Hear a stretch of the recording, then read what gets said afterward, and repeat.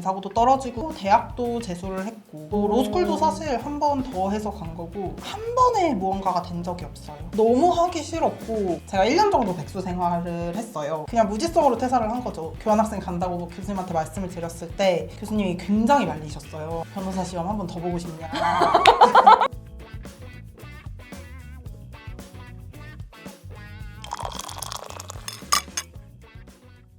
안녕하세요. 소피의 사랑방을 찾아주신 여러분, 오늘도 아주 특별한 귀한 손님을 모셨는데요. 성함은 혜주님이시고요. 대원 외고, 그리고 고대를 나오고 이제 연대 로스쿨을 가서 추가적으로 이제 로펌에서 또 변호사 생활도 4년차를 하셨었고 이번에 와이포라는 국제기구에 합격을 하셨어요. JPO로 한국 대표로 이제 나가시는 거고 이제 다음 주 출국입니다. 그죠? 제가 나가시기 전에 스위스 가기 전에 진짜 이거는 꼭 좀 알려주고 가라. 내가 이런 멋진 분을 놓칠 수 없다 해서 제가 다리를 이렇게 잡고 끌어왔고요. 여러분 오늘 정말 이분이 이 이력만 보면 너무 화려해서 막 흔들림이 하나도 없을 것 같지만 그 뒤에서 혼자의 그 치열함 그리고 뭐 마음고생 여러 가지 일들이 또 많았을 거란 말이죠.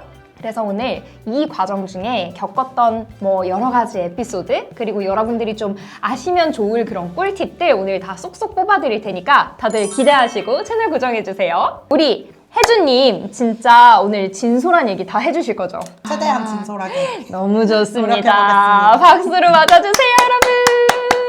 외고, 명문대 스카이 다 나왔죠. 그 다음에 이제 뭐 법학, 변호사까지 됐죠. 또 여기 보신 혹시 어머님들이 계시고 하면 부럽다. 뭐 어떻게 도대체 공부를 했길래 너무 궁금하실 거란 말이죠. 정말 순탄한 커리어처럼 느껴질 수 있는데 실제 혜주님의 삶 스스로 느끼기에 어떠셨나요? 매 순간이 위기였다고 생각을 해요. 위기?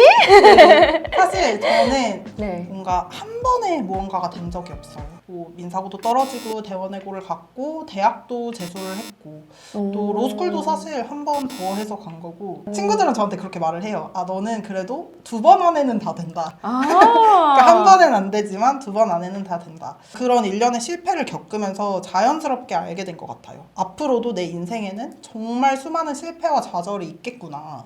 그냥 받아들이자. 그리고 대신에 절대 포기만 하지 말자. 약간 이런 그런 마음가짐을 그런 실패 속에서 자연스럽게 가지게 된 것 같아요. 어떻게 하다가 그렇게 된 것 같아요? 원래 성향일까요? 아니면은 뭔가 부모님의 좀 뭔가 그런 게 있나요? 사실 엄마 아빠가 되게 저한테 이제 뭔가 틀을 두지 않는 분들이셨던 것 같아요. 그러니까 너는 이거를 해라, 저거를 해라 라는 말을 저는 어릴 적부터 사실 들어온 적이 없고 그러니까 제가 너무 스스로 잘해서 그런 거 아니에요?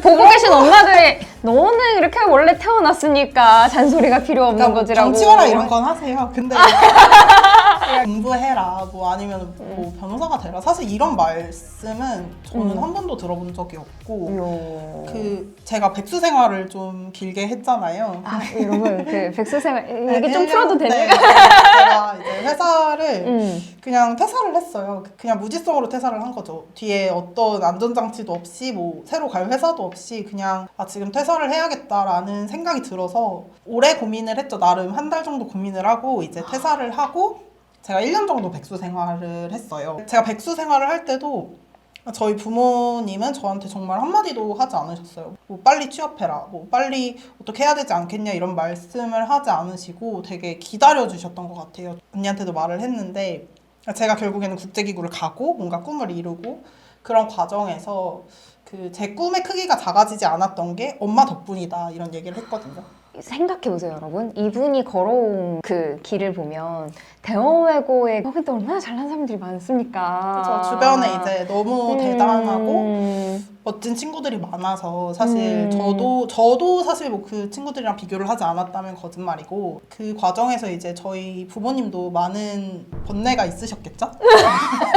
그거를 그러니까 저한테 그냥 대놓고 표현하지 않아 주신 게 저는 저한테 정말 큰 도움이 됐다고 생각을 하고 그래서 제가 이제 30대 초중반이라는 적지 않은 나이에도 뭔가 새로운 방향으로 제 길을 틀어볼 수 있었던 거 그 기회를 주신 거 하나만으로도 좀 많이 감사하죠. 유학은 어떤 썰이 있는지 좀 궁금합니다. 어떻게 가게 된 건지. 그러니까 제가 다 엄마한테 들은 얘기이긴 한데 유치원을 일찍 졸업했대요. 유치원 조기 졸업이 있는 건지는 잘 모르겠는데 학교를 빨리 갈지 아니면 유학을 갈지 고민을 하다가 엄마가 이제 저한테 물어보셨대요. 너 유학 가고 싶어? 아니면 학교 가고 싶어? 그랬더니 유학이 뭔 줄은 알까요? 그 그러니까 아가가? 그냥 외국 가고 싶어라고 했나 봐요. 네. 그래서 이제 보내시게 된 거죠. 저희 이모가 뉴질랜드에 살고 계고 엄마랑 아빠는 이제 동생이 워낙 어리기도 했고 또 한국에서 이제 일하셔야 되니까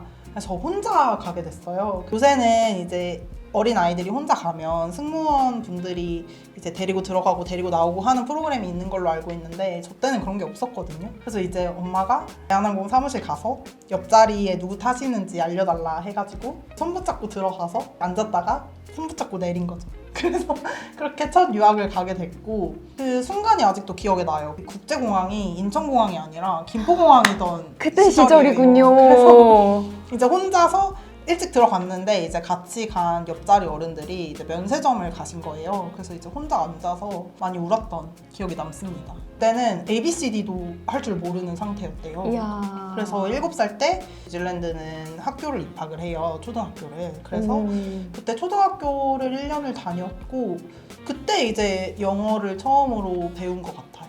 그 어린 나이다 보니까 이게 영어가 한 번에 빨리 확 늘 수 있었던 것 같아요. 또 이제 자기에 대한 그 PPT를 또 이렇게 보내주셨더라고요. 근데 너무 행복해 보이는 이제 산 정상에서 이러고 찍은 사진이 있어요. 거기에 이제 남극 빼고 모든 대륙을 가본 이라고 나와 있는 그 표현이 전 너무 인상 깊더라고요. 그렇게 여행을 많이 하게 된 이유와 꿀팁? 뭐 여행은 어떻게 하는 것이다. 좀 얘기 좀 해주시죠. 어릴 때부터 그러니까 새로운 세상을 좀 탐험하는 거를 좋아하는 편이었던 것 같아요. 그러니까 세상 사람들이 어떻게 살아가는지 늘 궁금해했었고 이제 걸어서 세계 속으로 같은 거 보면서 아, 저 현장에 명작이죠. 내가 있고 싶다. 새로운 세상을 경험하고 탐험하는데 좀 거부감이 남들에 비해서 그렇게 크지 않은 편이었던 것 같아요. 이렇게 여행을 많이 다니고 제일 좋은 데가 또 스위스여서 거기로 또 이제 잡을 찾았나? 이런 생각도 들기도 했는데 스위스 당첨된 건가요? 스위스 너무 좋은 나라인데 뭐 스위스가 당첨됐으면 좋겠다 이런 생각을 한 건 아니었고 네. 너무 운이 좋게도 스위스가 되었는데 제가 사실 이제 예전에 로스쿨을 다닐 때 교환학생을 다녀온 경험이 있는데 그때 이제 제네바로 그 체험학습을 가서 WTO나 ILO 같은 국제기구를 직접 가본 적이 있어요. 그때 이제 UN 정문 앞에서 사진을 찍으면서 아, 내가 이런 데서 일해볼 수 있을까라는 생각을 했던 것 같아요. 굉장히 또 이 모든 대륙을 남극 빼고 다 경험하시고 진짜 꿈도 야무지게 국제기구도 막 많이 어렸을 때부터 꾸셨는데 결국에는 또 법을 선택을 하셨잖아요. 이 법이 국제기구를 가기 위한 그런 뭐 발판 같은 거였나요? 아니면은 좀 약간 선택을 뭔가 이제 자연스럽게 현실에서 하게 된 거였나요? 어떤 거예요? 제가 법을 선택을 하게 된 거는 우선 제가 학부 재학 당시에 이제 경영학과를 하면서 이 국제학부를 이중 전공했었는데 당시 이제 국제학부에서 우연히 국제법 수업을 듣게 됐어요. 근데 국제법이 너무 재밌는 거예요. 그러니까 제가 원래 수학을 좀 좋아하는 편이었는데 이게 공식에 딱 대입을 하면 답이 나오잖아요. 근데 뭔가 법이 비슷한 느낌을 받았어요. 그래서 그러니까 법리가 있고 거기에 상황을 대입해서 어떤 결과가 나오는 그러니까 뭔가 그런 정형화된 느낌이 있다 그런 생각이 들어서 그러면 나는 앞으로 국제법을 좀 더 깊게 배워보고 싶다. 사실 그 이후에 그래서 석사를 이제 진학을 할 건데 로스쿨을 갈지 아니면은 그냥 국제대학원에 가서 국제법을 전공할지 마지막 순간까지도 사실 고민을 많이 했어요. 제가 그때 이제 서울대 국제대학원도 합격을 한 상태였고 연세대학교 로스쿨도 합격을 한 상태였는데 마지막에 이제 여러분들의 조언을 들었는데 다들 그래도 2년을 해서 석사를 따는 것보다 뭔가 너가 법학의 전문가가 되고 싶다면 3년을 해서 그런 어떤 법학의 자격증을 갖고 있으면 좋지 않겠냐. 그러니까 1년을 더 공부하는 대신에 관련 자격증이 있으면 너의 말에 좀 영향력이라든지 그런 학문적인 요소가 좀 더 도움이 되지 않을까라는 조언을 많이 해주셔서 그때 이제 고민을 하다가 로스쿨에 진학을 하게 된 거죠. 좋은 선택이었네요. 결과적으로는 굉장히 좋은 선택이었죠. 보통 이제 한국에서 로스쿨을 다니시는 분들은 이제 로스쿨을 갔다고 다 다 뭐 변호사를 무조건 이렇게는 또 아닐 수도 있는데 우리 혜주님께서 변호사가 되기로 결심한 순간은 언제인지 너무 궁금합니다. 결국에는 이제 로스쿨 진학을 결정하고 나서부터는 무조건 변호사가 된다는 생각을 가졌던 것 같아요. 그러니까 로스쿨 3년이 정말 적지 않은 시간이기도 하고 그러다 보니까 내가 이제 3년을 끝내고 나오면서는 무조건 변호사 자격을 취득하자 이런 마음을 가지고 있었는데 사실 처음에 입학을 하고 나서는 너무 힘들었어요. 그러니까 왜냐면 저는 국제법을 꿈꾸던 그냥 자유로운 그런 어떤 소녀였는데 네. 갑자기 민법, 뭐 형법 그런 법들을 공부하라고 하고 친구들은 예습을 많이 해왔더라고요. 아, 그게 문제예요. 왜 이렇게 다들 열심히 미리미리 예습을 하는 건가요? 저는 정말 한 글자도 안 보고 들어갔어요. 그래서 민법의 미음도 몰랐다 이렇게 말을 하는데 너무 하기 싫었고 그 공부 양이 정말 어마어마했고 이렇잖아요, 책이. 네, 그래서 이게 맞나? 내가 그냥 석사를 일반 대학원을 갈 걸 내가 왜 여기 와서 이 고생을 하고 있지라는 생각을 정말 많이 했고 사실 그래서 교환학생을 갔던 것도 없잖아 있었던 것 같아요. 뭔가 이게 맞는 길인지 내가 그러면은 정말 교환학생을 가서 한번 다시 뭔가 방향성을 잡아보자. 그러니까 내가 이렇게 1년 동안 너무 힘들었지만 그래도 뭔가 내가 원했던 방향이 있으니까 그걸 한번 약간 맛이라도 보자. 이런 느낌으로 교환학생을 가게 되었고 그러니까 제가 처음에 이제 교환학생 간다고 뭐 교수님한테 말씀을 드렸을 때 교수님이 굉장히 말리셨어요. 아, 그래요? 변호사 시험 한 번 더 보고 싶냐. 이게 한 학기 공부량이 사실 어마어마하기 때문에 그게 빠지면 전체적인 공부량 자체가 부족해서 그럼에도 불구하고 갔고 저는 교환학생을 간 게 정말 제 인생의 큰 전환점이었던 것 같은 게 그러니까 저는 로스쿨에 들어간 첫 1년보다 교환학생에 갔을 때 공부를 더 열심히 한 것 같아요. 우리나라 법을. 아, 정말요? 왜냐면 교수님이 매번 물어보세요. 뭐 형법의 이런 제도는 한국에서는 어떻니? 그러니까 모르니까 대답을 못하는 게 아니, 교수님, 제가 지금 재정비 생각하려고 갔는데 이렇게 한국법을 물어보시면 너무 당황스럽고 솔직히 너무 억울했던 게 다른 나라 애들은 막 7명, 뭐 6, 7명씩 와 있으니까 돌아가면서 대답 한국에도 아무도 안 와.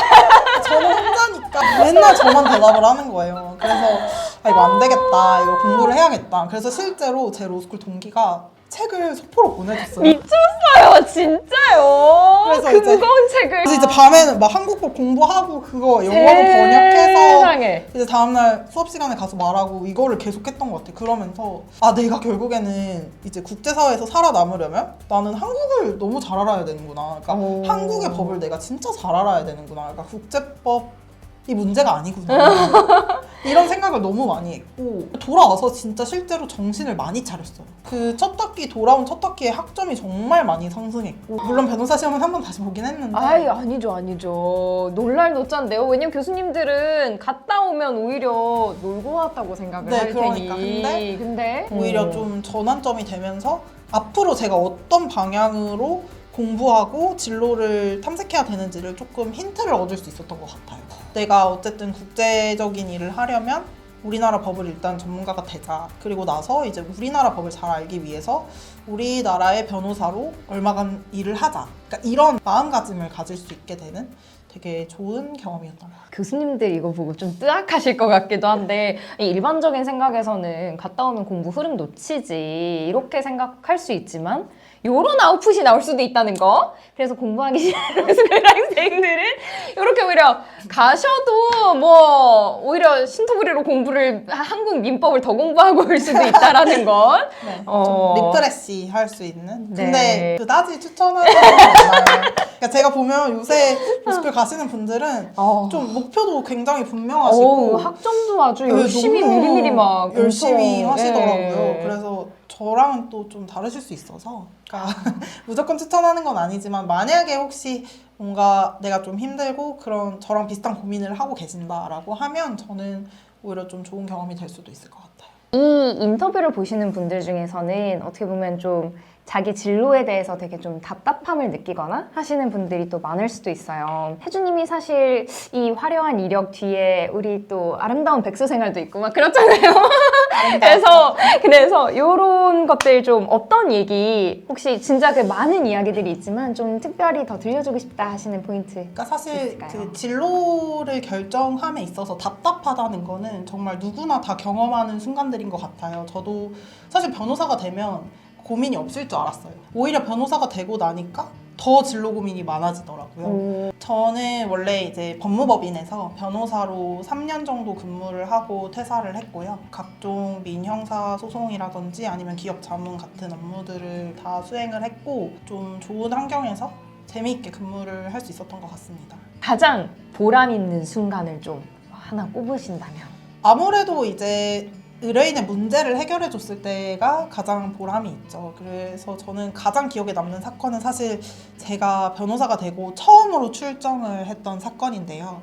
이제 의뢰인분이 그 행정청을 상대로 하는 사건이었는데 굉장히 많이 힘들어 하셨고 또 사안이 이제 제가 전에 일을 하시던 변호사님으로부터 물려받아서 이제 제가 또 디벨롭을 하는 상황이었는데 뭔가 그때 이제 다 승소를 하기도 했고 또 이제 의뢰인이 저한테 문자를 남겨주셨는데 그 변호사님을 만나지 않았다면 이기지 못했을 거다라는 말씀을 감동. 보내주셨더라고요. 근데 이제 제가 그때 갓 1년차 변호사이기도 했고 또 제가 정말 열심히 했던 사건이기도 하고 그래서 그 문자를 받았을 때 되게 보람이 있었고 그 기억으로 뭔가 그 이후에 2, 3년 정도를 더 열심히 할 수 있었던 것 같아요. 근데 이렇게 보면 사실 좀 안정적인 법조 커리어 사실 좀 놓치기 아까운 보통 사람들은 되게 현실적으로 어떻게 보면은 참 한국에서 그래도 변호사의 위치가 꽤 정말 좋은 것도 사실이고 근데 굳이 하셨다고 하지만 와이프에 굳이 이렇게 지원하시게 된 이유가 있을까요? 좀 어떤 갈증이 있으신 건지, 있으셨던 건지. 너무 감사하게도 제가 변호사로 일하면서 정말 좋은 경험을 많이 쌓았지만 그 뭔가 제 강점인 영어를 많이 활용하지 못하는 것도 조금 아쉬웠고 또 제가 사실 처음에 법학을 선택하게 된 것 자체가 국제법이다 보니까 그 제 안에 저도 모르게 그런 어떤 국제적인 업무를 해보고 싶다. 그러니까 해외에서 일을 해보고 싶다라는 마음이 조금씩 생겨났던 것 같아요. 그 퇴사를 할 당시에 제 마음은 지금 내가 여기를 나가지 않으면 나에게 뭔가 새로운 기회가 없을 것 같다라는 생각이 굉장히 많이 들었던 것 같아요. 그래서 정말 아무것도 없지만 결단을 내리고 퇴사를 했죠. 그러니까 답답하다는 건 어떻게 보면은 이제 변화의 시점에 와 있다는 거라고도 생각을 해요. 그러니까 그 부분을 너무 막 고통스럽게 생각하지 말고 그걸 오히려 기회로 삼아서 좀 새로운 길을 찾아보는 방향으로 생각해봐도 좋을 것 같습니다.